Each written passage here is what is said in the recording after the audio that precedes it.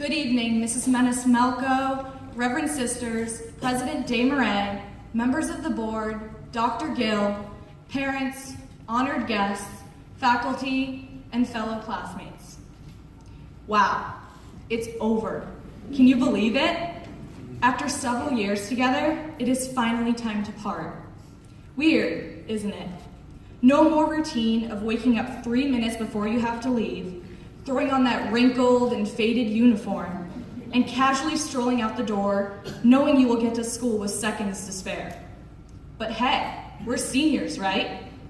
We're the coolest of the cool, the tip of the top. Well, not anymore. After today, we are no longer the experienced seniors we were.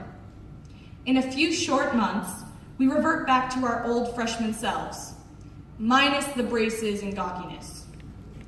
We will be alone, lost, and confused once again. This time, it will be a little different.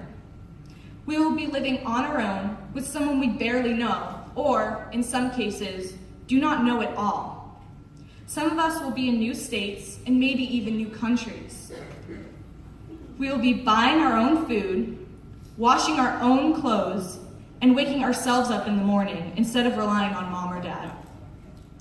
We will be in the big, scary world on our own with little to no guidance.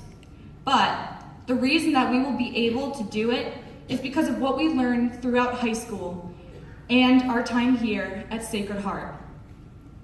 With the help of the principals, teachers, guidance department, coaches, and staff of Sacred Heart, we have been able to learn how to achieve academically and socially for whatever path in life we choose to take.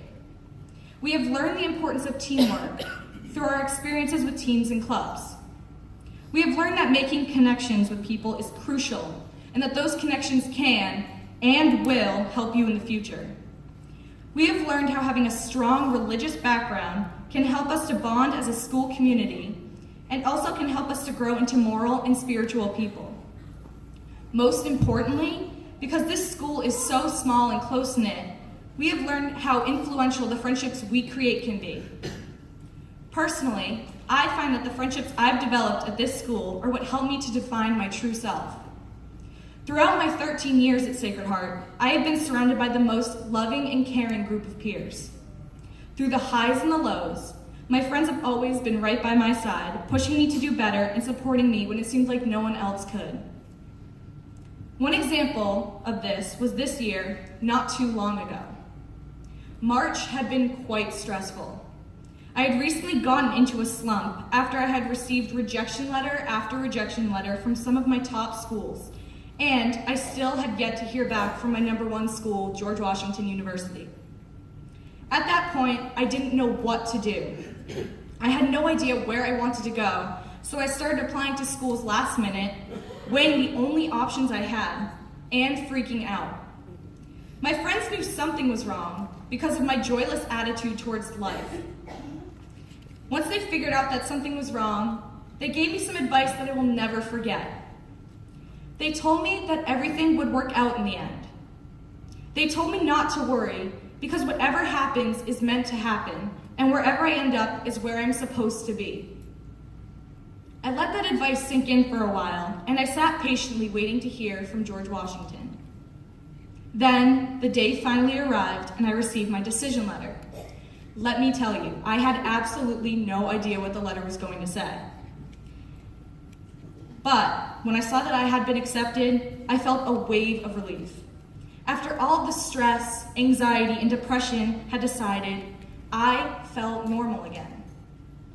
Not only did I notice that I was normal again, but my friends noticed too. Since that day, I now understand how important friendship is, and how important it is to be there for one another during the best of times and during the worst of times.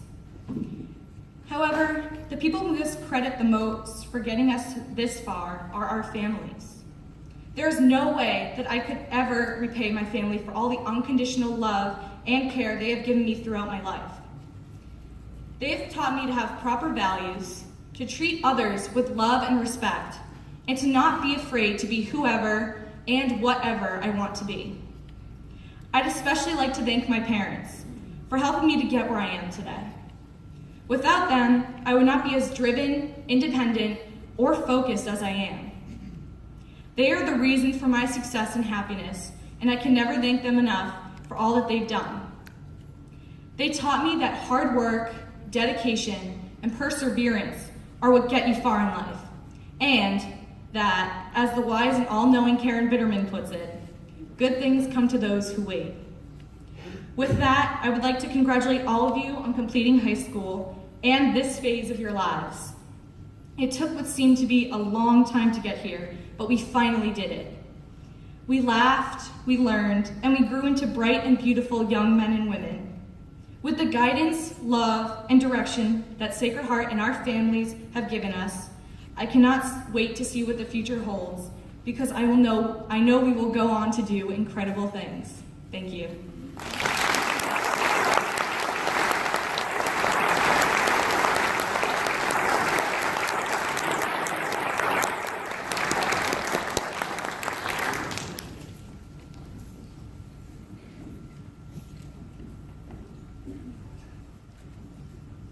Good evening, Ms. Maniscalco, Reverend Sisters, President Desmarais, members of the board, Dr. Gill, parents, honored guests, faculty, and fellow classmates. So, I'd first like to start off with a handful of thank yous. I would like to thank my parents for being so loving and considerate. I've had to invent drama just to experience a teenage idol. I would not be standing here today, or I guess standing at all, if it wasn't for you telling me not to jump off of things or eat sand. I would like to thank my grandparents for the kinds of life lessons that are best communicated through a 50-year age gap, and wish my brother the best of luck as an only child for the next few years. And a formal thank you to all my friends who got late-night rants, made me smile, and everything else. I would also like to thank the teachers, all of whom I consider to be the best thing about Sacred Heart. I want to let you know that I appreciate it, my dog Barney appreciates it, and so does my cat, Fido the Wonder Cat. Hi, I'm Ben Novak, the Jewish kid.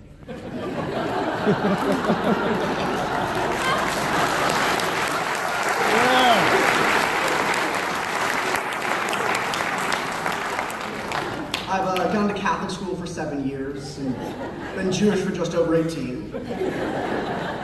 Taken daily religion classes for the last 4 years and gone to a Jewish summer camp in the Berkshires for the last 4. So to say I know a little bit about religion is kind of an understatement. It is actually because of these experiences that I come with my wish for our future. I firmly believe that everyone is trying his or her best to figure out what is right and what is wrong. And I sincerely hope that all of us can spread a little bit of tolerance and coexistence in the communities we join next year. It is just the details of our human experience that make us Catholic or Jewish or whatever else. There's a story from Jewish tradition that actually illustrates my point quite nicely. A famous rabbi, Rabbi Hillel, was approached by a man who wanted to convert to Judaism. But he had one caveat. He said, "Rabbi, I will convert if you can teach me everything I need to know while I stand on one foot." The rabbi said to him, "What is hateful to you, do not do to your neighbor." This is it. The rest is an explanation of this. Go and study. What is hateful to you, do not do to your neighbor. This story doesn't seem out of place in the Catholic social justice class of this year, or in any of the world religions from last year with Mr. Boccolini, which is probably an important life lesson. There's not a major religion in the world without this golden rule at its center, and you would be hard-pressed to find anyone who considers him or herself good, who doesn't believe the same thing. With this being said, wouldn't you say it's more important then for us to work for justice rather than debating details? Sure, it might be fun to engage in a philosophical conversation every now and then, but when push comes to shove, I firmly believe that these are molehills next to the mountains of things that we are all trying to resolve. And even if you don't subscribe to a higher power, I would find it hard to believe that you don't also want a safe, productive society that benefits everyone in it.